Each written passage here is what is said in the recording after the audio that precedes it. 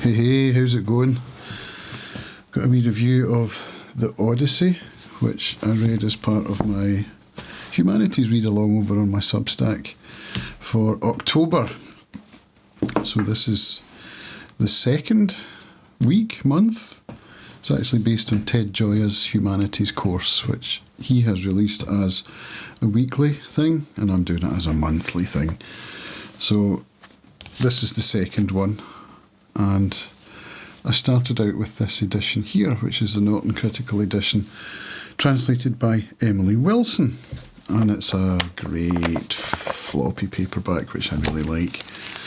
So this was the one I started with, and it has rather a long introduction. It's 79 pages in Roman numerals, so I had to look that up because my Roman numerology isn't that great. But yeah, 79 pages. And I'm not going to lie, I don't think it was worthwhile. As much as I enjoyed it, it didn't really help me with the text at all. It probably would now, if I were to read the introduction, having finished the book. But yeah, I wouldn't recommend that you do that. I mean, I didn't get much from it myself. So I started out with this one, and then I went to Waterstones and discovered that the translator, Emily Wilson, had been there the night before. She'd given a talk, and I would have gone, but I didn't know. So I was a wee bit like,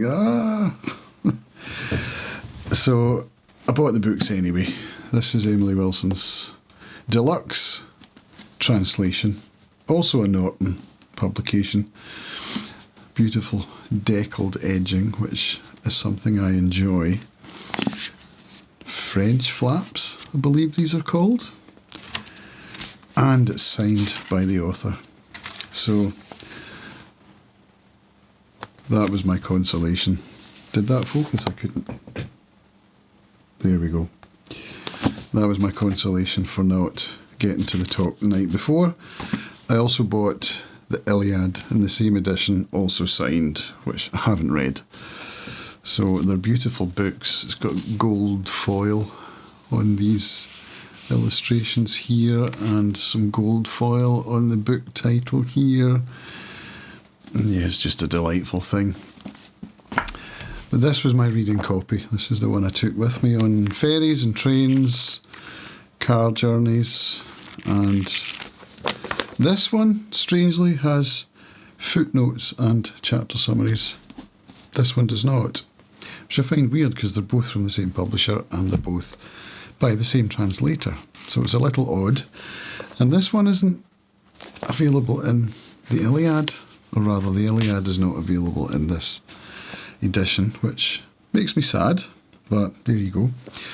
So as I was reading it, I took another trip to Glasgow with this in my bag, went to Waterstones, and what did I find? Stephen Fry's Odyssey.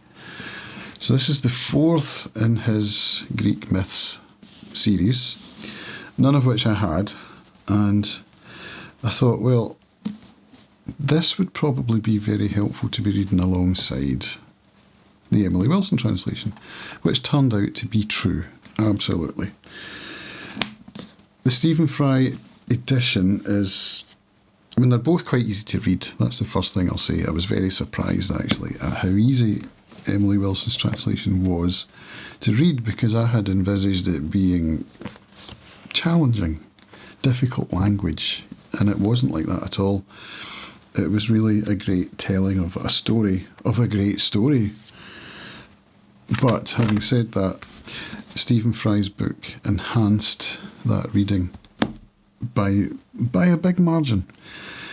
And the reason for that is that he goes into some more of the story before the Odyssey starts, so you get some background, which is far more useful, I think, than a 79-page introduction. And his writing style is very, very accessible.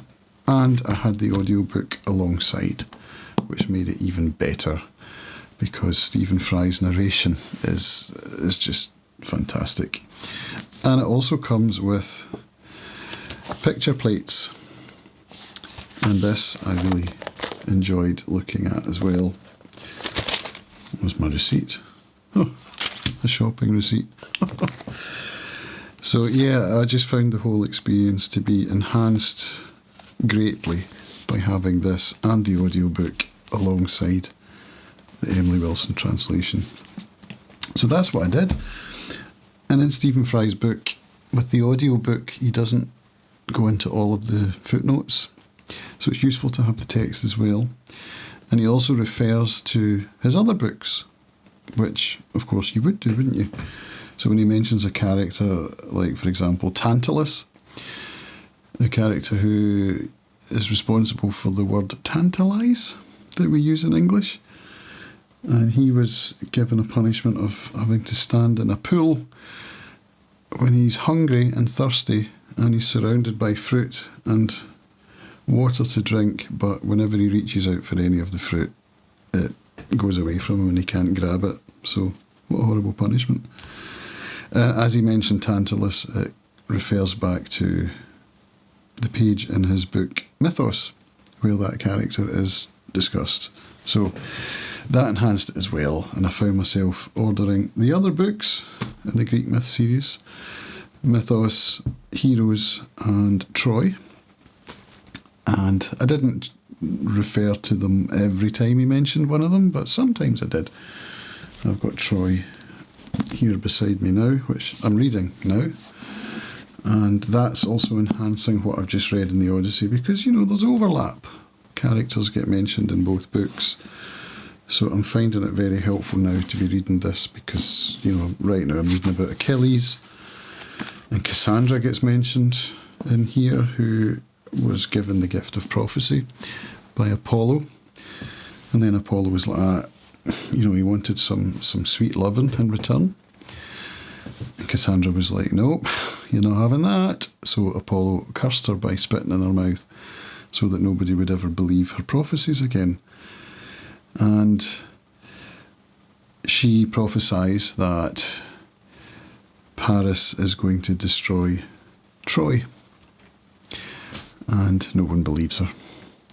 So that kind of, you know, we know with the Odyssey that Odysseus was in Troy and was there when Troy was sacked. Odysseus was one of the ones that was responsible for the Trojan horse. But all of that happens before, so I guess it's in the Iliad, which I haven't read, and I'm guessing it's going to be in here, which I'm reading now.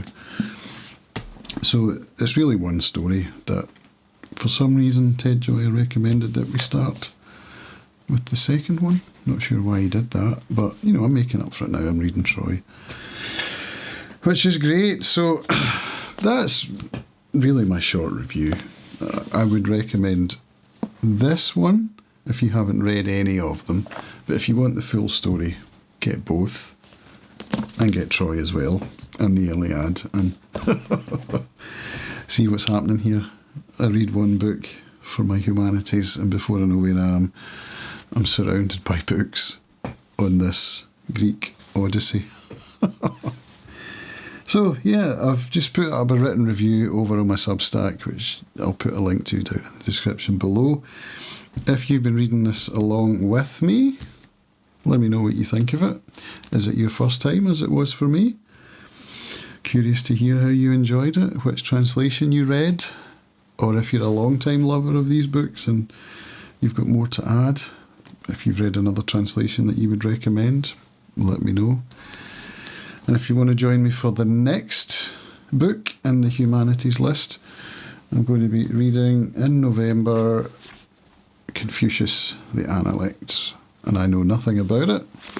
I just got this copy delivered from Amazon and I'm about to start it. So if you want to join me in November reading Confucius Analects, hit me up on Substack, subscribe over there, and you'll get notifications whenever there's a new post or a new note.